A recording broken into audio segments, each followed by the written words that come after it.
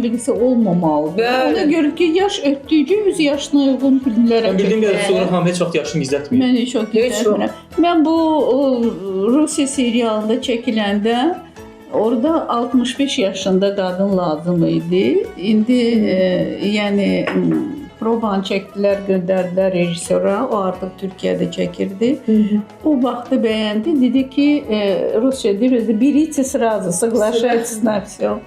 Məndən də soruşdular. Dedim, bəli, vaxtım var, gedə bilərəm.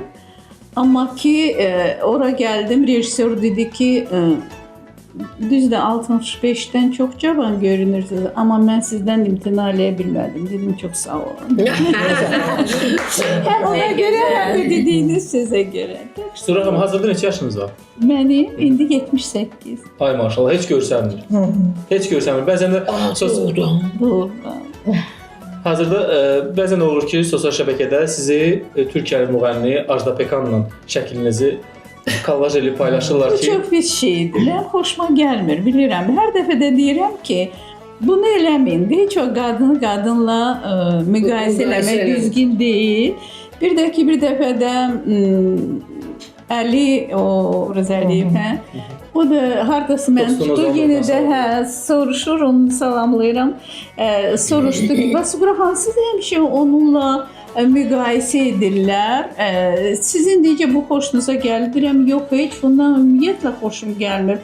Bir də ki, bilirsən də Əli deyirəm, bəlkə elə onun pulum məndə olsaydı o qədər, bəlkə ondan betər eləyərdim. İndi pulum yoxdur deyəm, nə var, Allah verib ona da heç dözürəm. vaxt plastik əməliyyat keçirməmisiniz.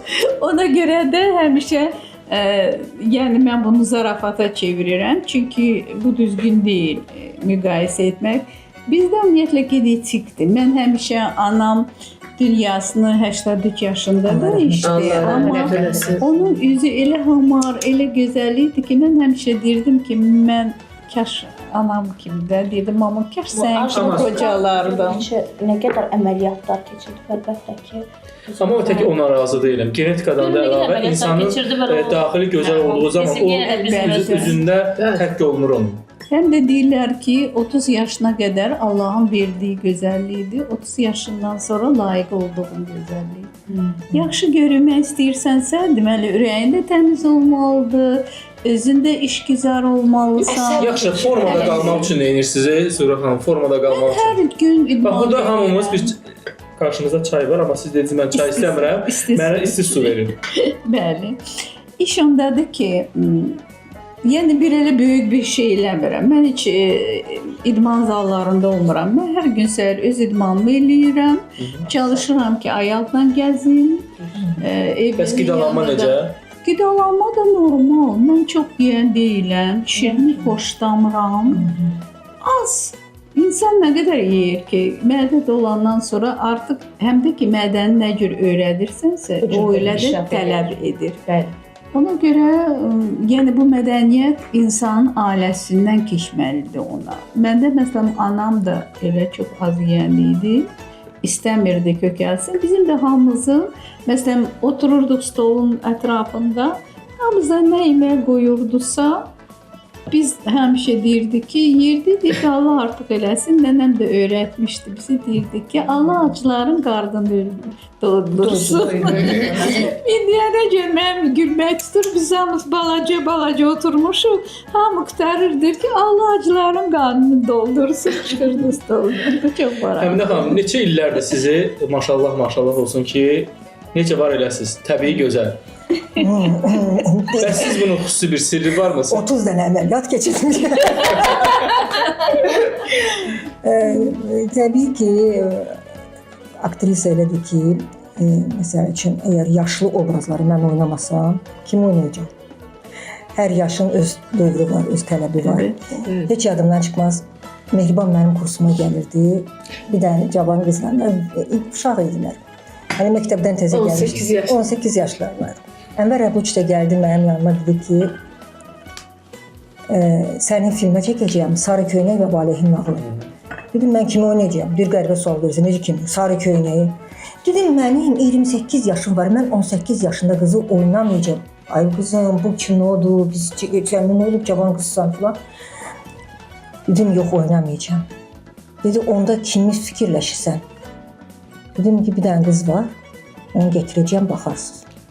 Gətirdim Mehribanı, təsdiq elədilər və çəkildi. Çox gözəl. Uğurla da çəkildi. Çox uğurlar olar. Ona həmin film də tarixə düşdü. Yəni ki, Azərbaycan kinosunun səhifələrindən biridir. Yəni həmişə fikirləşmişəm ki, yəni kino nə qədər aldadıcı olsa da insan yaşını nəzərə almalıdır. Teatrda aldatmaq olur. Teatrda 50 yaşında aktrisa da 25 yaşında, 30 yaşında oynaya bilər. Kinoda bu mümkün deyil. Kinoda iri planlar var. Düzdür, plastik əməliyyatlar da var və s. Mən plastik əməliyyatların əleyhinə deyiləm. Amma bizim sənətimizdə plastik əməliyyatlar bizi təəccüblənməkdən, təbii hisslərdən, hissləri cizgilərimizlə göstərməkdən məhrum edir. Ona görə bacardıqca bunlardan uzaq olmalı. Amma bu demək deyil ki, mən özümə fikir vermirəm. Sonra kimi mən də hər səhər idmanla məşğul oluram. Yoldaşımın bir fikri var, həmişə deyir ki, piyada gəz. Mən də deyirəm, mən həmişə ayaq üstəyəm də. Oradan mətbəxdən ora qaçıram, oradan ora qaçıram, işə qaçıram, o işə qaçıram, bu işə qaçıram. Yox, gəzmək, piyada gəzmək lazımdır. Bəs plastik əməliyyat keçirmisinizmi yoxsa? Yox, hələ keçirtməmişəm. Allah qismət eləsə 90 yaşım olsa fikirləşərəm, amma yəni deyirəm hələ keçirtməmişəm. Heç də lazım ki, mən plastik əməliyyatdan qorxuram. Açığım deyim ki, qorxuram. Çünki Allah nə yaradıb odur da. Amma heç etiraz yox da. Ona müdaxilə eləmək düzgün deyil. Amma yenə deyirəm, mən plastik əməliyyatları sadəcə bizim sənətdə o bizə mane ola bilər. Lazım deyil. Və siz yaş kompleks yaşayırsınız yoxsa yox? Hər zaman yaşınızı açıqlayırsınız yoxsa? Hər zaman hər yerdə qışqırıram ki, mənim 67 yaşım var. İş ondadır ki, əgər insan öz həyat yaşayışından, gördüyü işlərdən, əməllərinə razıdırsa, onun heç bir şeydə kompleksi olmur. Nə yaşda, nə xarici görünüşdə. Əlbəttə ki. Heç nədə. Ona görə ki, indi nə var budur da. Belə bir deyim var ki, deyirlər ki,